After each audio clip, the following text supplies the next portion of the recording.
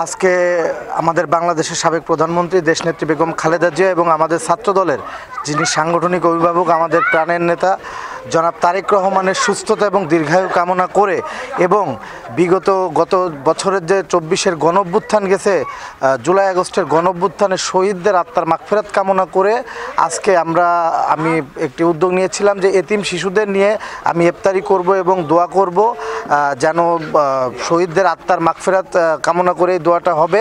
এবং এতিম শিশুদের মাঝে কিছু কোরআন শরীফ বিতরণ করেছি এবং কিছু অসহায় মানুষের মাঝে সামনে ঈদ উপলক্ষে ঈদ সামগ্রী বিতরণ করেছি।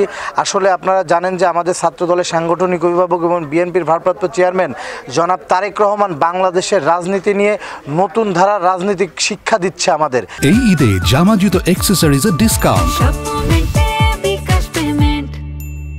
বিএনপির নেতাকর্মীদেরকে চেষ্টা করতেছে জনসাধারণের সাথে মিশে থেকে জনসাধারণের মনের মতো রাজনীতি করার।